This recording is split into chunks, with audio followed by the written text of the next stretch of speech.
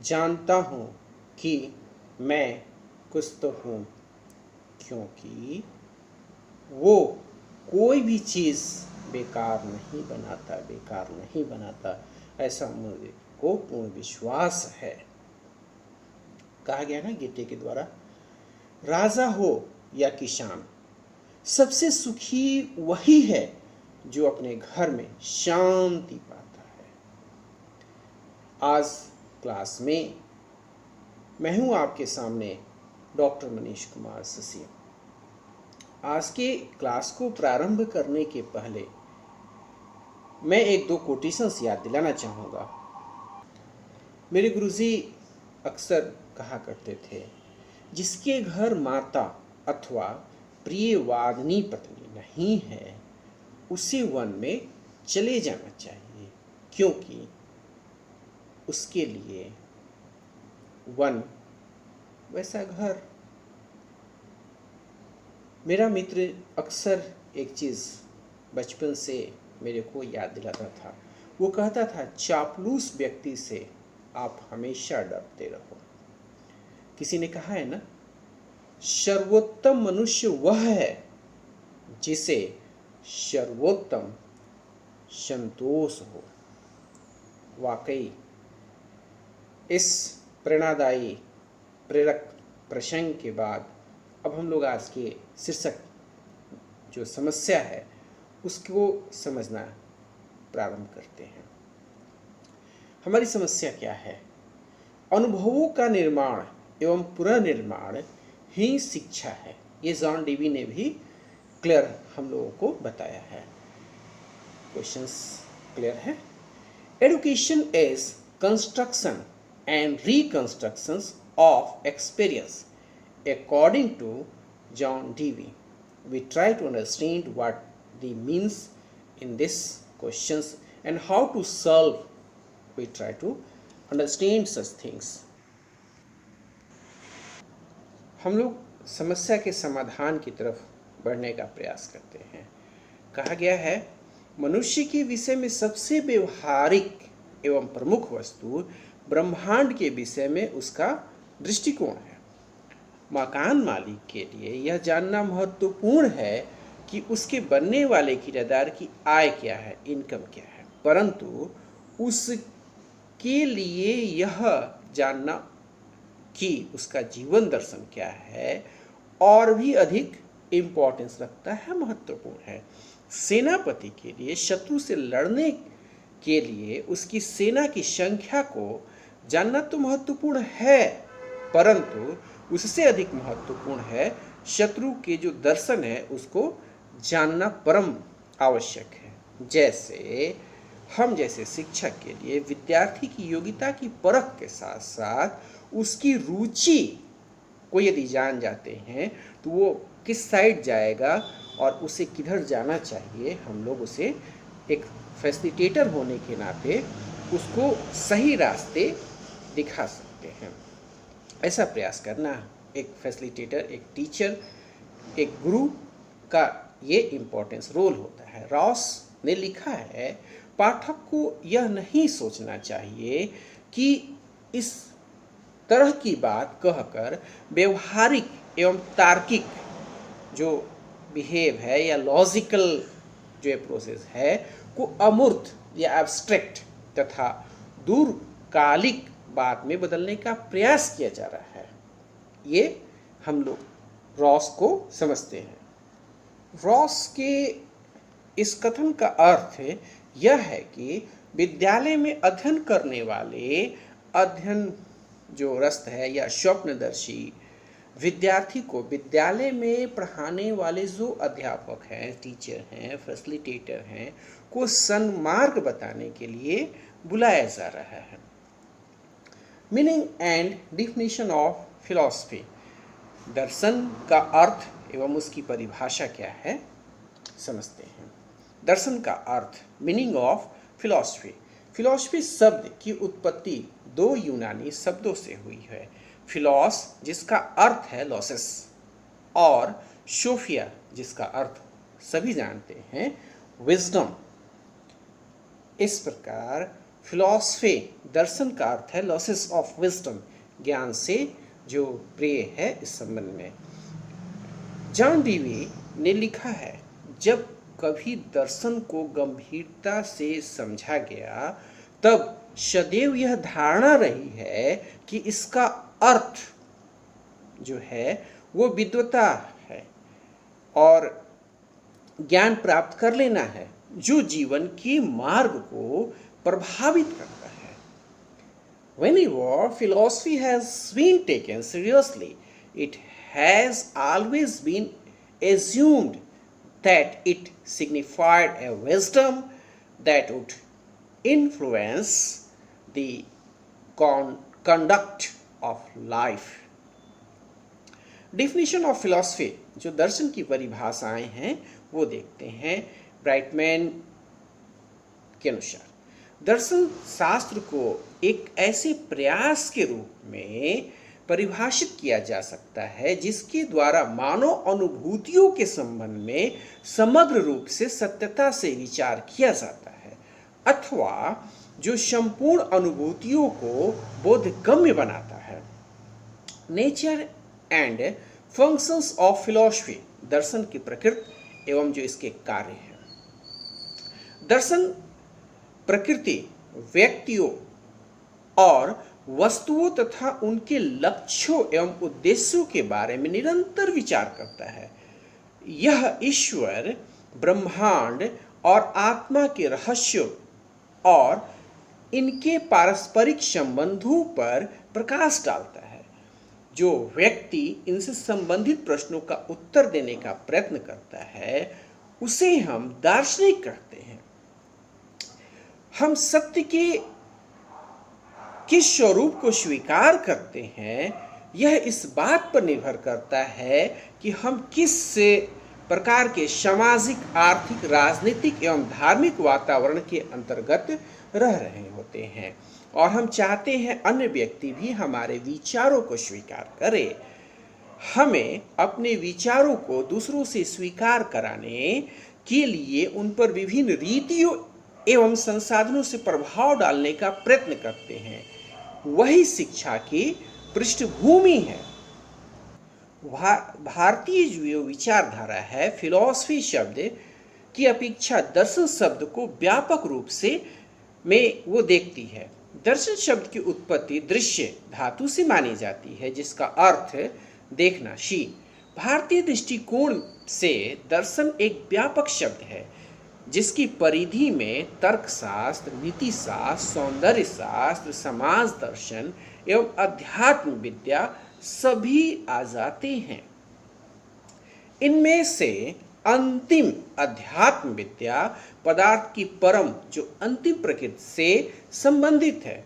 आध्यात्मिक वास्तविकता का अनुसंधान बहुत सी ऐसी वस्तुओं का स्रोत रहा है जो चिंतन के इतिहास में बड़ी गहन एवं महत्वपूर्ण रही है। दर्शन का काम जीवन को व्यवस्थित करना तथा उसे मार्ग प्रदर्शन करना है। जो स्कोप ऑफ फिलॉसफी है उसे देखते हैं। दर्शन का जो विषय क्षेत्र है, दर्शन के अर्थ से अवगत हो जाने के उपरांत हमारे समक्ष एक स्वाभाविक प्रश्न यह उपस्थित होता है कि हम दर्शन में किन बातों का अध्ययन करते हैं। ये सोचने वाली बात है। भारतीय विचारधारा में दर्शन और जीवन में किसी प्रकार का अंतर नहीं है, अतः संपूर्ण जीवन को दर्शन का क्षेत्र माना गया है। दर्शन के अंतर्गत जो अग्र विषय शीर्षक उसका हम लोग स्टडी करते हैं, अध्ययन करते हैं। ए देखते हैं क्या है, आत्मा संबंधी तत्व ज्ञान। जो मेटाफिजिक्स ऑफ जो शाउल है इसमें क्या होता है, इसमें आत्मा से संबंधित प्रश्नों पर विचार किया जाता है। जैसे आत्मा क्या है, जीव क्या है, आत्मा का शरीर से जो संबंध है वो क्या है, एटसेट्रा देखते हैं। नंबर बी क्या होता है, ईश्वर संबंधी तत्व ज्ञान।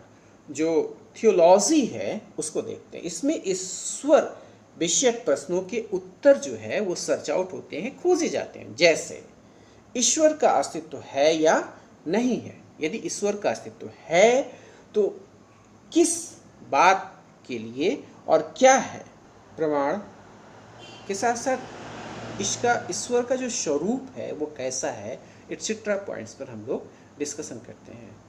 क्या अच्छे मोरल स्टडी, ठीक, देखते हैं। जो मोरल स्टडी है उसको हम लोग पहले समझते हैं, फिर क्लास में आगे की तरफ बढ़ेंगे। मेरे गुरुजी अक्सर कहते थे, दूसरों का दोष दर्शन एक महादोष है। दूसरों के गुण ही हमें हमेशा देखने चाहिए। नेक्स्ट, पहले भोग बाद में त्याग का विचार व्यर्थ है। जैसा बीज बोया गया है वैसा ही वृक्ष होता है। इस बात को ध्यान में रख करके ही हमें कोई भी कार्य अपने जीवन में करने चाहिए।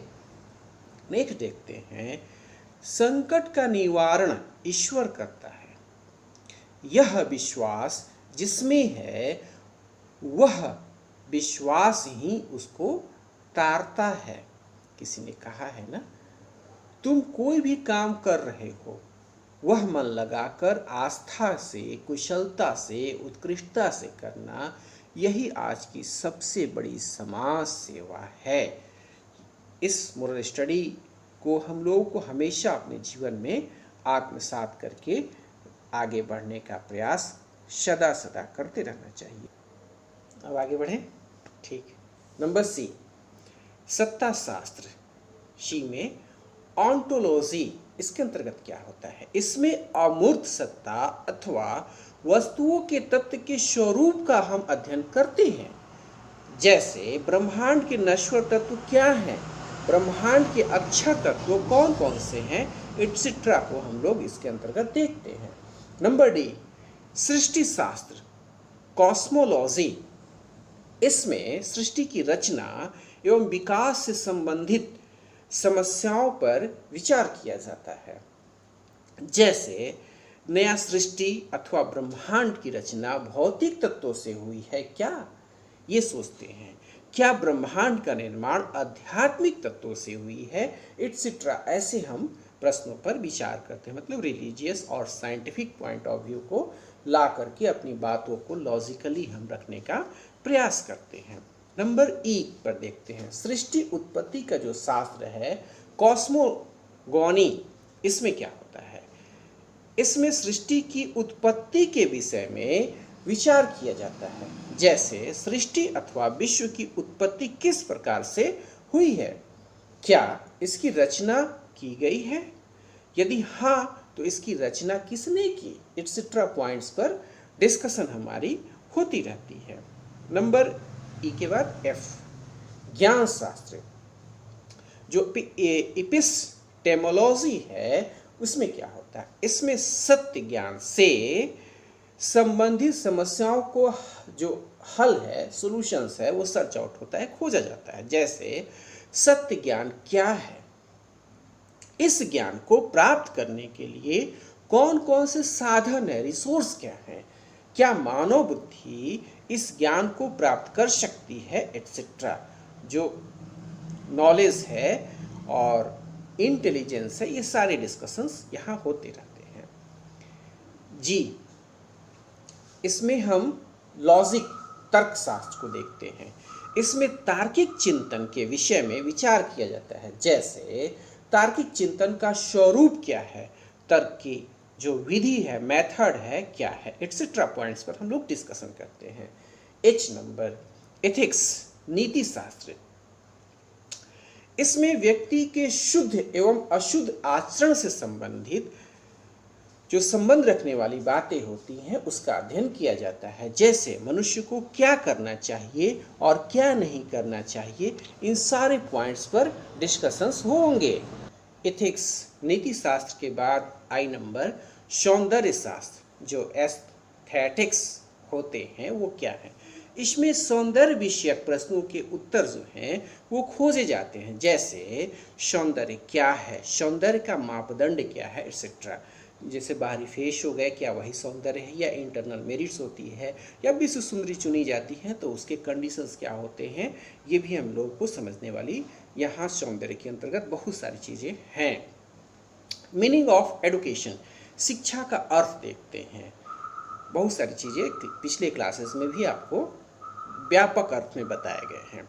शिक्षा के अर्थ एवं उसकी परिभाषाओं पर विस्तृत ज्ञान हम लोग को हो चुका है, फिर भी रॉस ने क्या लिखा इसे देखते हैं। यदि हम शिक्षा को दर्शन का क्रियात्मक पक्ष मानकर चले तो इस शब्द का वास्तविक या कल्पित व्युत्पत्ति की अपेक्षा कहें तो अधिक अच्छा और व्यापक अर्थ हमारे सामने आता है। ये देखने वाली चीज होती है, क्योंकि इस दृष्टिकोण से शिक्षा का अर्थ बाहर निकालने मात्र तक ही सीमित नहीं रहता है। नेक्स्ट कंडीशन देखते हैं, relation between philosophy and education, दर्शन एवं शिक्षा में क्या कोई संबंध है। Number A, educational doctrines and applications of philosophical जो आइडियाज हैं, जैसे शैक्षिक सिद्धांत, दार्शनिक विचारों के व्यवहारिक प्रयोग। प्रत्येक जीवन दर्शन एक निश्चित विश्वास पर आधारित होता है। यदि विश्वास जीवन के लिए उपयोगी है तो उसका शैक्षिक महत्व अवश्य होना चाहिए। अतः दर्शन को शिक्षा से अलग नहीं किया जा सकता। वस्तुतः दोनों का घनिष्ठ संबंध है, इंटीमेट रिलेशनशिप होता है। नंबर बी क्या होता है, दर्शन द्वारा जीवन में शिक्षा के महत्व की खोज, search out, inquiry of the significance of education in life by philosophy. दर्शन में नए शैक्षिक तत्व नहीं होते, नए नहीं होंगे, ये भी देखने वाली चीज होती। तो फिर क्या होता है, यह केवल उन तथ्यों के महत्व की छानबीन करता है जो पहले से मौजूद हैं। यह हमारे शैक्षिक अनुभवों को उसी रूप में एक्सेप्ट करता है, स्वीकार करता है जिस रूप में वे होते हैं। यह जीवन में शिक्षा के महत्व की खोज करता है, जिस प्रकार इनके फैक्ट्स हैं उसी प्रकार शिक्षा में भी इनके फैक्ट्स हैं, तथ्य हैं। इन सभी तथ्यों, इन सभी फैक्ट्स का हमारे जीवन से बहुत ही घनिष्ठ संबंध है। ये रिलेशंस, ये फैक्ट्स लेकर के हम लोग इसके दर्शन को सर्च आउट करते हैं, वहाँ तक पहुँचने का प्रयास करते हैं। अब हम लोग नेक्स्ट पॉइंट की तरफ बढ़ते हैं। क्या हुआ, अच्छे अगेन देख लो, देखते हैं मोरल स्टडी, फिर हम लोग आगे की तरफ बढ़ेंगे, क्योंकि ये भी आपके डिमांड पर ये जीवन के लिए सुखदायी पहलू बन सकती है। देखते हैं कि आखिर मोरल स्टडी की डिमांड आप बार बार क्यों कर रहे हैं, ये भी हम लोग समझने का प्रयास करेंगे। फर्स्ट, ये किसी ने कहा है कि जीवन में कभी ना कभी जो संकट है वो आता है, और संकट के समय ही एक व्यक्ति की वास्तविक जो योग्यता है उसकी पहचान होती है। धर्म ग्रंथ में लिखा हुआ है, दूसरा मनुष्य जितना उपकार करे उससे कई गुना अधिक उपकार स्वयं उसके प्रति हमें करना चाहिए। इस बात का हमें हमेशा ध्यान रखना चाहिए कि यदि 1 रुपया आपको कोई देता है तो आप जरूरत पर उसको 100 रुपये देने की योग्यता रखिए। आगे हम लोग महात्मा विदुर को याद करते हैं। उनकी बातें आज भी बहुत ही प्रासंगिक है। वो कहते हैं, थोड़ा भोजन करने वाले को निम्न जो 6 गुण हैं वे प्राप्ति होती है। ए, आरोग्य, बी, आयु, सी, बल, डी, सुख, ई, सुंदर संतान। नेक्स्ट, यह बहुत बहुत बहुत कम खाने वाला है। या बहुत खाने वाला है। इसमें से यह बहुत खाने वाला है ऐसा आपेक्ष उस पर कोई भी नहीं लगा सकता। इसलिए महात्मा विदुर की ये जो प्रेरणादायी सेंटेंस है वो भी हमें अपने जीवन में याद रखना चाहिए। किसी ने कहा है कि प्रयत्नशील को सफलता अवश्य अवश्य अवश्य मिलती है। अब हम लोग आज मिसाइल मैन हमारे राष्ट्रपति को भी पूरा देश याद कर रहा है। हम लोग भी आज क्लास में उन्हें उनके कथन के माध्यम से missile man doctor APJ Abdul Kalam को याद करते हैं। उनके कथन से वो कहते हैं हमें प्रसन्न रहना चाहिए और इसके साथ ही एक प्रकार का असंतोष भी हमें रखना चाहिए, जिससे कि हमारी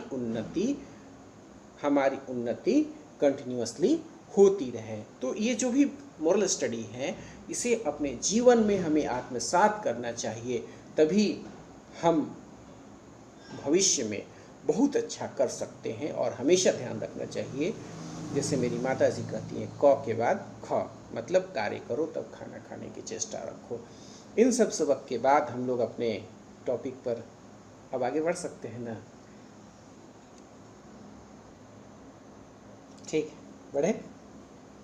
नेक्स्ट सी, दर्शन तथा शिक्षा एक सिक्के के दो पहलू हैं।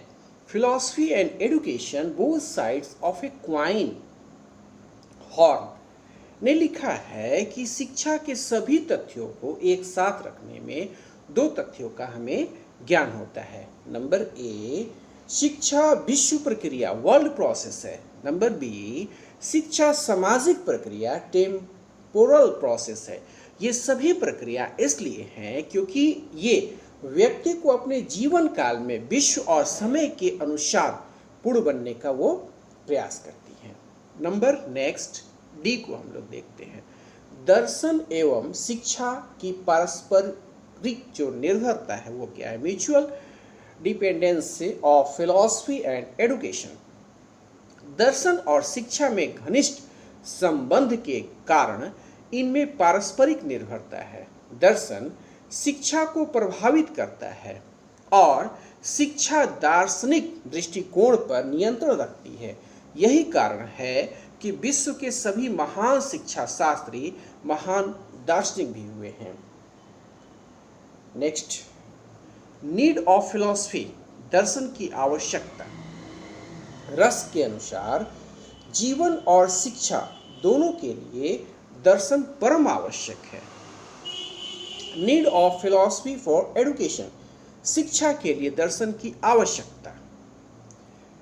दर्शन शिक्षा के लिए परम आवश्यक है क्योंकि जीवन के लिए शिक्षा की आवश्यकता और जीवन के लिए दर्शन की आवश्यकता है। अतः शिक्षा के लिए दर्शन की जो आवश्यकता है वो स्वाभाविक है।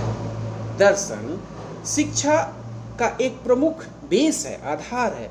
दर्शन द्वारा शिक्षा के उद्देश्य, पाठ्यक्रम, शिक्षण विधि, विद्यालय जो संगठन है तथा अनुशासन आदि आदि एक निश्चित रूप से वो प्रदान किया जाता है। इस प्रकार शिक्षा योजना को सफल बनाने के लिए दर्शन की जो आवश्यकताएं हैं वो होती हैं। मेन पॉइंट्स, दर्शन एवं शिक्षा के उद्देश्य, दर्शन एवं पाठ्यक्रम, दर्शन एवं शिक्षण विधियां, दर्शन एवं अनुशासन, दर्शन एवं पाठ्य पुस्तकें, दर्शन एवं शैक्षिक प्रशासन एवं विद्यालय का प्रशासन महत्वपूर्ण फैक्ट्स हैं, बिंदु हैं।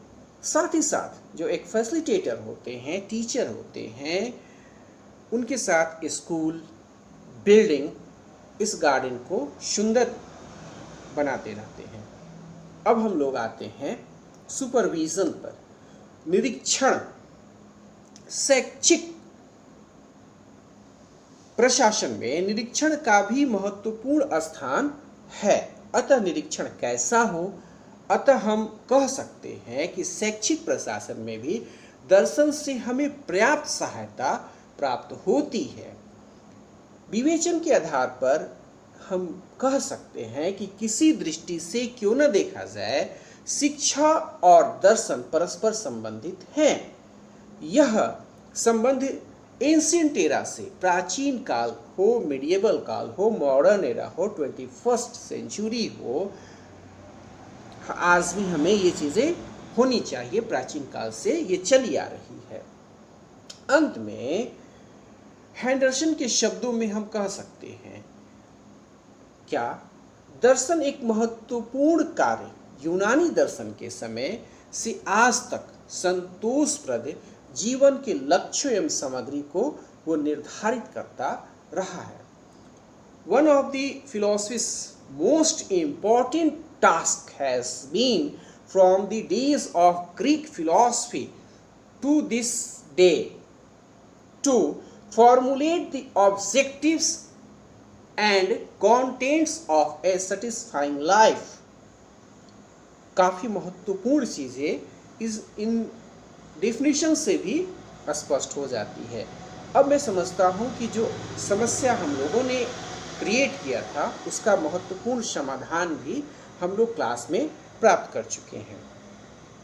किसी ने कहा है, पैसे पर सवार सभ्यता प्राण लेकर रहेगी, पैसे पर सवार सभ्यता प्राण लेकर रहेगी, नीति पर सवार सभ्यता नया जीवन देगी, नया जीवन देगी। वेद में भी ये क्लियर लिखा गया है, सच्चाई की हमेशा हमेशा हमेशा जीत होती है। इन चीज़ों को हमें अपने जीवन में आत्मसात करने का प्रयास करना चाहिए। जो आज की महत्वपूर्ण पॉइंट्स है वो पूरा विश्वास है कि आप लोग समझ चुके हैं।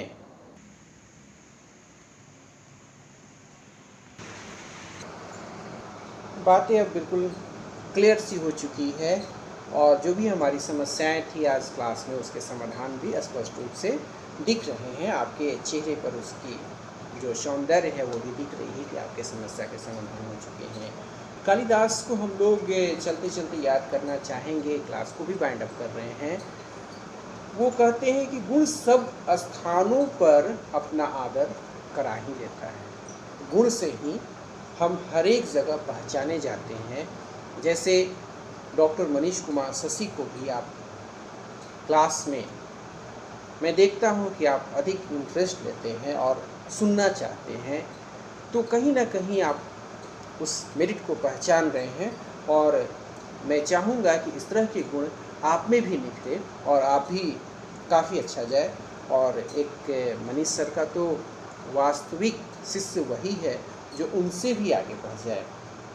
अब हम लोग क्लास को बाइंड अप करते हैं। जो भी कुछ और समस्याएं होंगी नेक्स्ट क्लास में आप लेकर के आओगे। जय हिंद।